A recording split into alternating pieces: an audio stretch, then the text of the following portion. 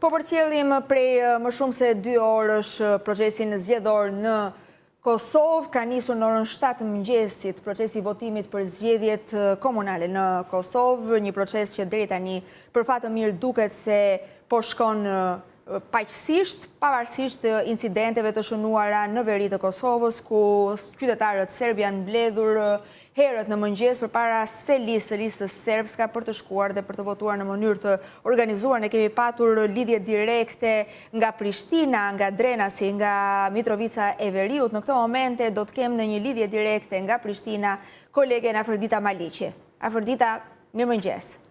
Mirëmëngjes, përshëndetje dhe juve.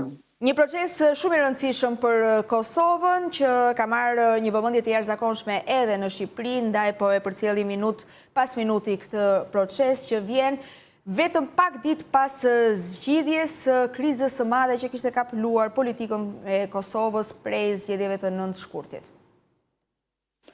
Po, fakto janë zgjedhje të rëndësishme për komunat, me vetë partin që janë zgjedhje lokale dhe specifikat e zgjedhjeve lokale ndryshojnë për atyre nacionale, sepse votimi nuk është që bëhet gjithmonë për partin, ka raste kur votimi bëhet edhe për kandidatin për kryetar të komunës, që në rastin konkret qytetarët menojnë që ka me javë zgjidhje problemet ose shërbimet me të cilat ata i kanë të nevojshme në bazë ditore. Por ajo që është e rëndësishme, si që të sejtje ti, ne kemi pasur një proces tjetër që ka zgjatë për muaj të tërë dhe është zgjidhur para 3 dite, por realisht nuk e dim sakt a është zgjidhur për shkak se ka zëra që zgjedhja e Nenad Rashiqit është antikushtetues dhe kjo varet krejt nëse lista serbe do ta çojë Ilandën në gjykatën kushtetuese, sepse kërkohet që sipas rregullores ose sipas akteve nënligjore duhet të jetë nënkryetari serb do të jetë nga komuniteti shumicë në rastin konkret siç është lista serbe. Por nëse nuk do të ketë pyetje në gjykatën kushtetuese nga lista serbe, nëse ata nuk e kontestojnë këtë gjë, ata nuk e kanë pranuar më njëherë, por në rast se nuk i drejtohen gjykatës kushtetuese, atëherë çështja mbetet, mund të themi që kemi kuvendin e konstituum, nëse rastësisht ata i drejtohen kushtetuesës, duhet të presim se çfarë do thotë kushtetuesa. Por sipas njohësve të juristëve që njohin domethënë kushtetutën dhe njohin ligjet, ka dilema që zgjedhja e Nenad Rashiqit të jetë kushtetuese.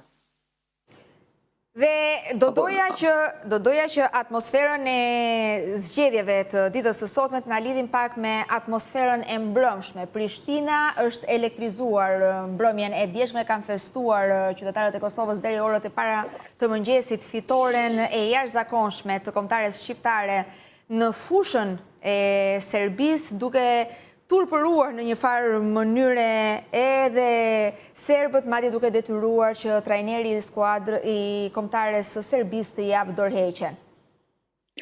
E para urimet gjithve, ka qenë një nga ndeshjet më interesante që na e përjetojmë, domethënë fitoria e Shqipërisë ndaj Serbisë është e veçantë për të gjithë shqiptarët, e veçanërisht për neve në Kosovë që kemi një lidhje speciale, lidhje speciale me Shqipërinë, por edhe për shkak të konfliktit. Për shkak të asaj të konfliktit që kemi pas na me Serbinë. Unë kam qenë mbrëm deri në orën 1:30 në studio, dhe kur kam dalë, domethënë kemi komentuar ndeshjen, kur kam dalë nga studio, domethënë në orën 1:30 kam bë edhe 1 orë e gjysmë me ardhe të shtëpia, për shkak se ka qenë komplet qytet. Ishte ditë në Prishtinë. Ishte ditë, domethënë ka qenë qyteti i bllokuar dhe në ora 3 unë kam rri në banesë, ndërkohë që s'dash në rri për 10 minuta, pra ka qenë totalisht një festë dhe kam po një atmosferë e jashtëzakonshme. Domethënë kanë festuar dikon deri në orat e fundit të mëngjesit, ka qenë një ndeshje e jashtëzakonshme, po them. Për neve kjo është fitore e 2 festë, përveç se tjetin që na jem të lidhë të gjithë me emocionalisht dhe se cila ndeshje dhe se cila fitore e Shqipërisë ndaj çdo skuadre është e rëndësishme për neve, por fitoria e Shqipërisë ndaj Serbisë është 2 festë, 10 festë, 100 festë. Aq më tepër kur ndodh në Serbi, aq më tepër kur ndodh. Por nuk kanë munguar provokimet, ne shinim her pas here regjin gjatë ndeshjes, shfaqte tifoz duke bërë gjeste të ndryshme dhe pa diskutim që kjo nuk i bën nder askujt.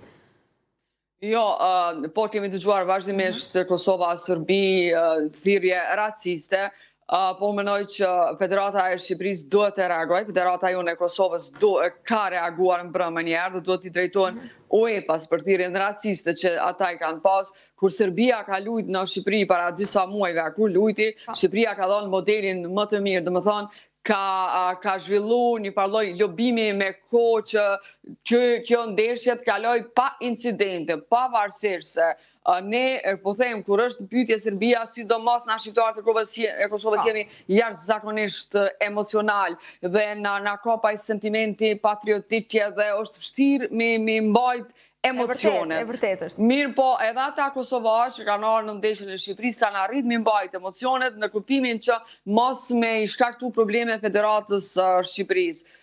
Prom e pa çfarë ndodhi, fatkeqësisht unë nuk kam pas gjatë ndeshjes që ka reagu dikush nga Federata e Shqipërisë, ta e diskutuam bile edhe prom në studio. U shënua një incident edhe pas ndeshjes, madje në bankinën ku qëndrojnë mediat, pa ka patur shumë tension nga pala serbe, duke krijuar incidente, duke shpërthyer në një farë mënyrë ndaj kësaj humbjeje që normalisht shkakton irritim, sidomos për serbët.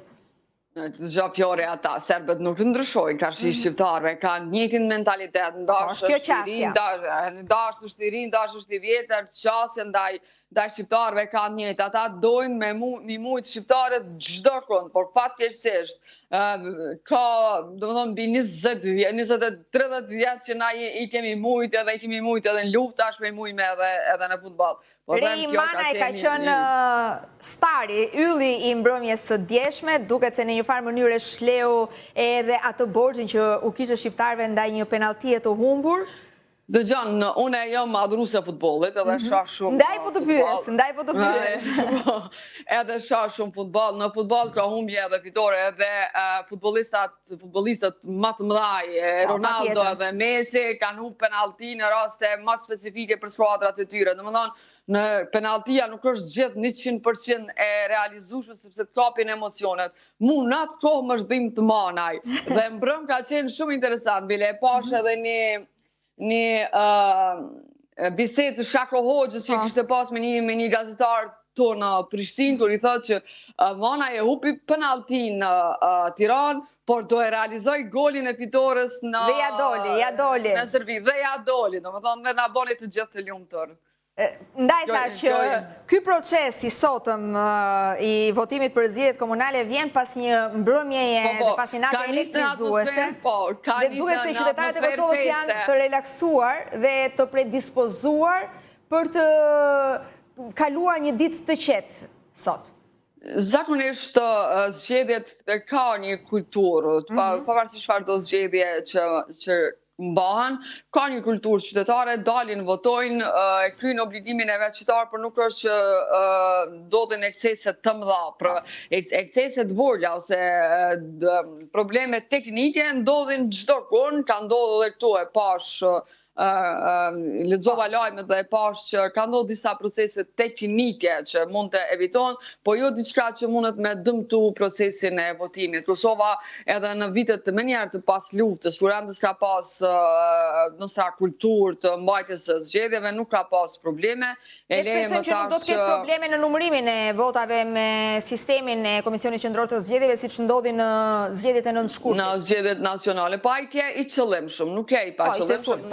Në atë kohë erdhën nga njerëzit e lëvizjes vetëvendosit që punojnë mbrana Komisionit Qendror të Zgjedhjeve, të cilët ju konvenojshin me bën një farë amullie të qytetarëve së gjoja vetëvendosja po fiton, me qëllim pastaj e prishën sistemin e KQZ-s ku bëhet numërimi i votave dhe pothuajse na me javë të tërë nuk e kemi ditur sakt rezultatin përfundimtar për shkak të atij sistemi, po ai ka qenë i qëllimshëm. Tash nuk e di a do të jetë i qëllimshëm edhe sot. Mirë po, ajo që është e rëndësishme se qytetari i Kosovës e kryen obligimin qytetar me dinjitet dhe moral. Do më thonë, pastaj lojrat politike, siç ka ndodhur në datën 9 shkurt në zgjedhjet nacionale, nuk na ka ndodhur as më herët realisht, ku Kosova gjithmonë ka qenë model për mbajtjen e zgjedhjeve, për me ditë rezultatin zgjedhor në një kohë optimale, mirë po, me qenë se kemi një lëvizje vetëvendosje në krye të qeverisë dhe e ka shumicën në Komisionin Gjendror të Zgjedhjeve, atëherë ka arritë që me bloku dhe me prish, po theme prish, po mu bloku sistemi i numërimit të votave dhe pastaj me kriju një farloj amullie se kush ka sa vota ka marrë nga partitë politike. Afërdi, të falenderoj shumë, po të lëm me shihen e fitores. Faleminderit, ti që ke veshur kurç sot. Urime ju edhe një herë. Shumë faleminderit, një të diel sa më të këndshme.